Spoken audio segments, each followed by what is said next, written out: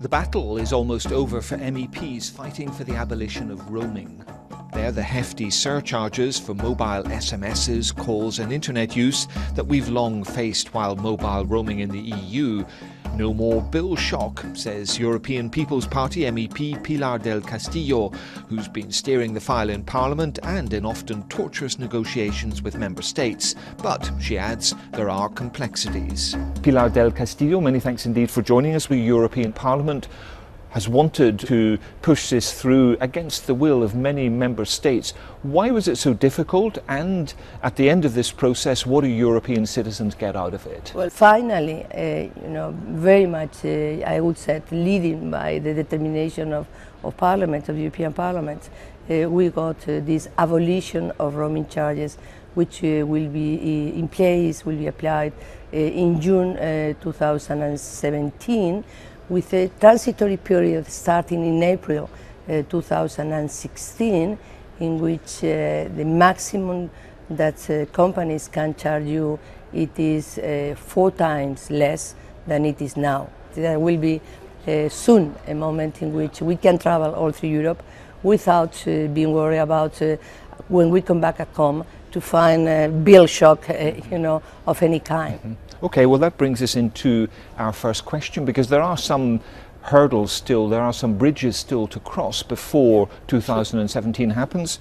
The roaming deal says that the European Commission must initiate a reform of the wholesale market in May 2016, and only if that reform is completed in July 2017, consumers will stop paying for roaming. How realistic do you think that that reform can be completed in just over 1 year? That will be the proposal from the Commission for the revision of the wholesale market in June 2016.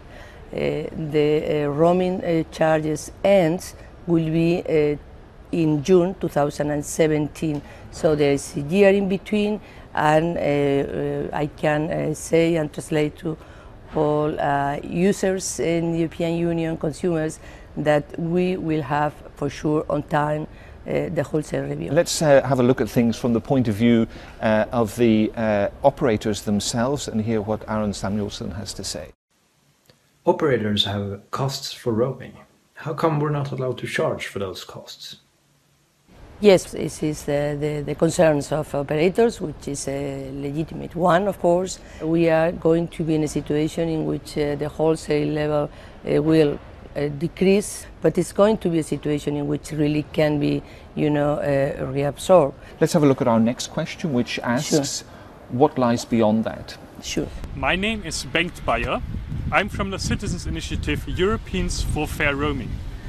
I would like to know whether the European Parliament and the European Union plan to set further steps to create a truly integrated European telecommunications market for consumers.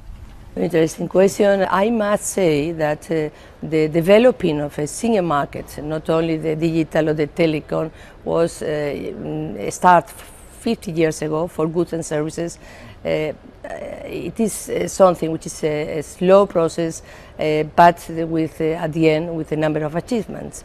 In the case of the digital sector, I must say that it is, we have to accelerate. I mean, because the digital environment goes like that, so we can't wait so much for that. And that brings us to one other element of your package that is in danger of being overshadowed by roaming, which is the net neutrality question. What is net neutrality, and what are the benefits that your negotiations and your agreement with member states can offer citizens?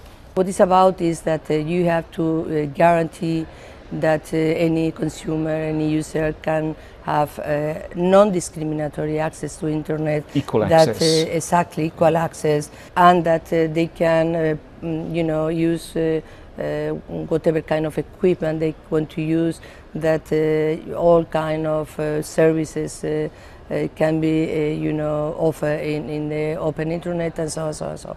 So at the same time, the managing of the traffic, daily traffic, which sometimes has to be, has to take place, because imagine you have a situation in which for terrorism or for cyber attack, which is more of the same, or for health necessity, you have to manage the traffic to give priority to all of these needs, so that you can really, have the traffic management. But in any case, the traffic management should not, diminish the full capability for access to internet, for equal treatment in internet. Okay. Pilar del Castillo, many thanks indeed. Appreciate your time and for steering us through these complex technical questions.